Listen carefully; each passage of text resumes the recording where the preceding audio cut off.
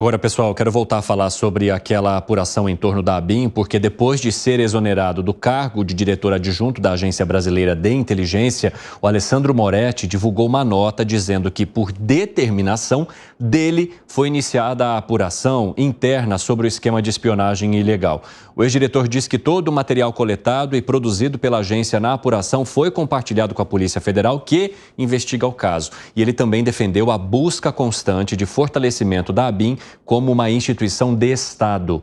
Com a demissão de Moretti, que é delegado da Polícia Federal, Lula chancelou a permanência na chefia do órgão de Luiz Fernando Correa, que em seguida promoveu a troca de outros 6 diretores da Agência Brasileira de Inteligência. Eu quero trazer até uma manifestação que foi feita nesse documento aí pelo Moretti. Vamos dar uma olhada, eu destaquei algumas partes para você que nos acompanha. Quem nos ouve, prestem atenção. O exercício é que foram iniciados os trabalhos de apuração interna relacionados ao uso de ferramenta, como a instauração de sindicância investigativa pela Corregedoria Geral. Todo o material probatório coletado e produzido pela ABIN foi compartilhado com a Polícia Federal, que também teve atendidas todas as suas solicitações à agência. Por esta razão, grande parte do material que instrui o inquérito da PF é fruto da apuração conduzida com total independência na ABIN. Que recado que você acha que Moretti quer passar ao lançar essa carta, hein, Fábio Piperno? Bom, primeiro ele quer dizer que é óbvio que se há alguma suspeita, as suspeitas em relação a ele são infundadas. Essa é a mensagem que ele quer passar. Agora, vamos lá. Então, ele encontrou indícios a ponto de, segundo o que ele disse, instaurar uma sindicância e iniciar as investigações. Então, é importante que o país saiba que indício a ABIN paralela. E hoje também, todos nós ficamos sabendo que as principais companhias, 3 principais companhias telefônicas do Brasil, elas já sabiam disso, elas já haviam detectado aí ações ilícitas, só que elas não tomaram as providências que são exigidas até pela lei. Está hoje nos grandes portais aí, né? Vivo, TIM e Claro, as 3. Então, elas também sabiam de algo absolutamente ilegal. Ora, se as 3 grandes companhias telefônicas sabiam disso desde o início do ano passado, então é fato que algo muito real, algo muito grave estava ocorrendo. Agora, está na hora de alguém dizer, de algum deles, dizer o seguinte: o que estava ocorrendo era isso. E explicar exatamente para a nação. É óbvio que não cabe a nenhum deles apontar o dedo para esse ou para aquele nome, mas está muito claro, por exemplo, que o sigilo ele era de forma absolutamente ilegal, levantado. Olha, como é que você avalia? Você sabe que antes de vir aqui pro programa, eu liguei para um amigo meu que é da Polícia Federal para entender melhor essa estrutura da ABIN, da Polícia Federal. E me parece, né, que a ABIN ela tem um problema na sua raiz. A Polícia Federal é claramente um órgão de Estado, inclusive para fazer grampo, para fazer algum tipo de inteligência, espionagem, precisa de autorização judicial e está vinculado tanto ao Poder Executivo quanto ao Poder Judiciário.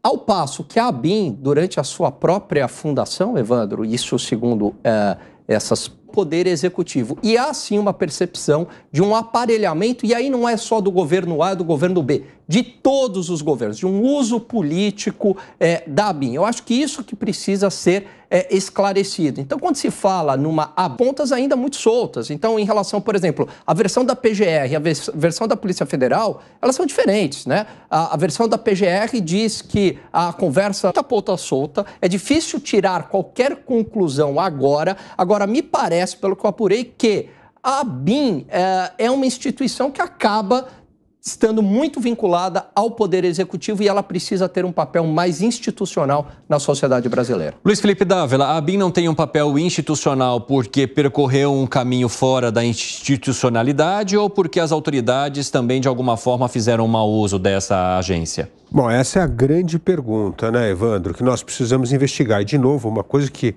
nós sempre discutimos aqui no 3 em 1 é focar nos fatos e não nos boatos. A gente não pode se deixar levar por boato. O Alan Gani bem pontuou aqui já algumas coisas, mas eu gostaria de mencionar duas coisas.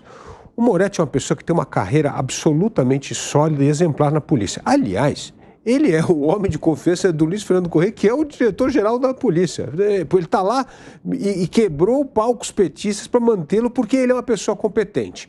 Uma pessoa competente que ocupou, entre vários cargos na sua carreira na Polícia Federal, o cargo de direção na parte de tecnologia e de inteligência.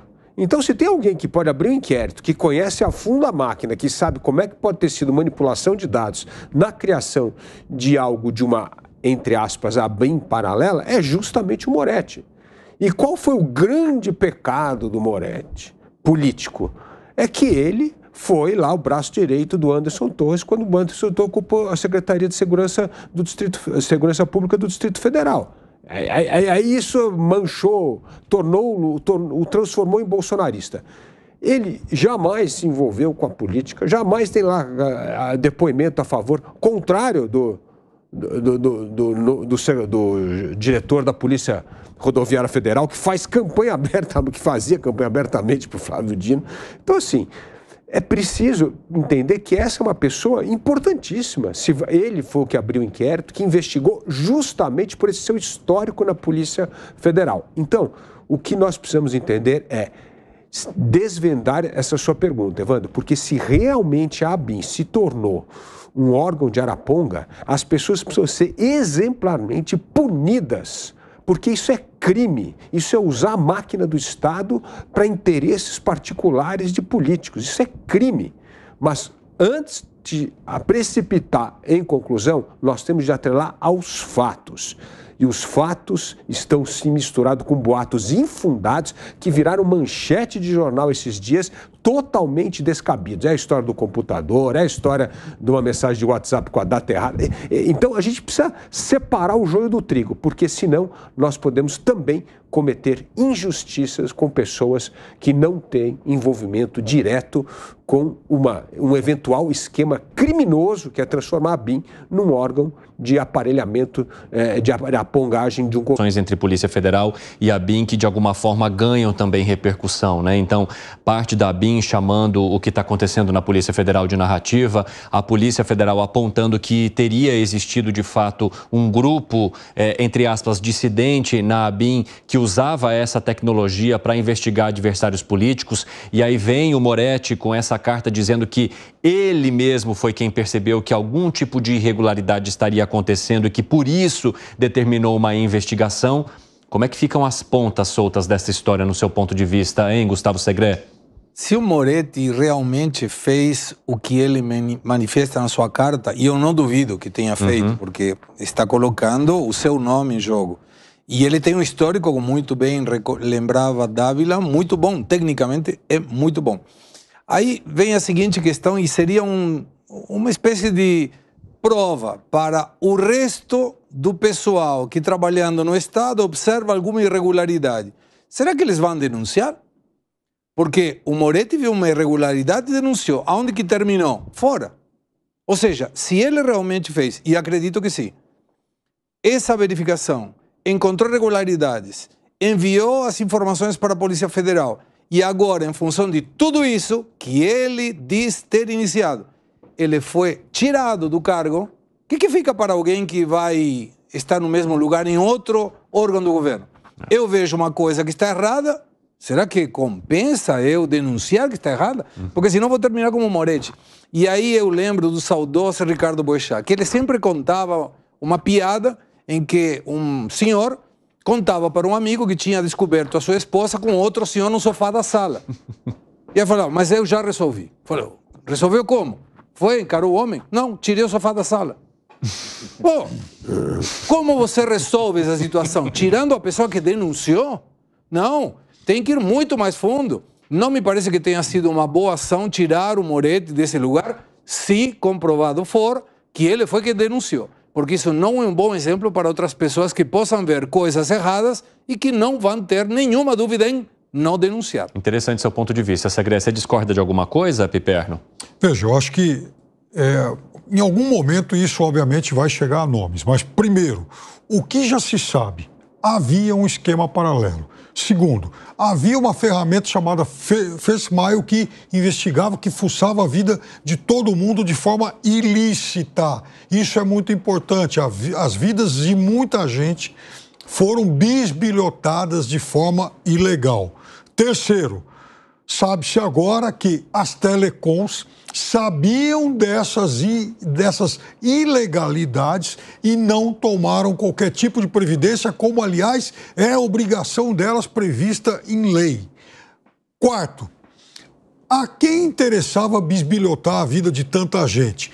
Quinto, quando foi que isso começou? O que foi, Dávila? O que você discorda? Eu discordo. Eu não acho que são fatos que estão comprovados. Isso, que você tem um aparelho de Israel para bisbilhotar. Não acho que é nada disso. Eu acho que isso pode ser uma ferramenta importante para mim fazer o seu trabalho. Não. Agora, bisbilhotar ou não é outra coisa. Não, mas espera aí, o que eu estou dizendo é o seguinte, e essas afirmações que você está dizendo, eu não vi. E eu acho que essa é a gravidade desse negócio. Gente, a gente está falando... Não tem especulação nisso que eu disse. Lógico que tem. Por exemplo, que tem a ferramenta de Israel foi comprada para bisbilhotar. Mas a ferramenta estava em ação de uma forma sigilosa, de uma forma nebulosa. Essa é a utilidade dela. Então, é a utilidade dela fazer escuta. Se a gente tem uma ferramenta num órgão de inteligência, de sigilo, pode ser usado para as coisas corretas, importantes para uma política de Estado, e pode ser usado para bisbilhotar, que é crime. Então, agora, mas não tem nenhuma prova até agora de que essa ferramenta foi utilizada pela BIM única e exclusivamente para bisbilhotar pessoas. E disse única e exclusivamente. Não, ou que seja. O bisbilhotar lá. Muitos nomes já correram aí. Sim, mas o Piperno, para mim, tudo isso é especulação, não é fato. Então, e aí eu volto a um ponto que eu gostaria de enfatizar aqui. Porque esta investigação está sempre sob sigilo o tempo inteiro e só vaza a informação que cada um quer. Está errado isso, gente. Não é assim que se faz uma investigação numa instituição de Estado. Não pode. Vaza uma coisa aqui, está sob sigilo lá. Não. Então, o que a gente precisa é mais transparência, é clareza. Onde é que estão as evidências, onde é que estão as provas.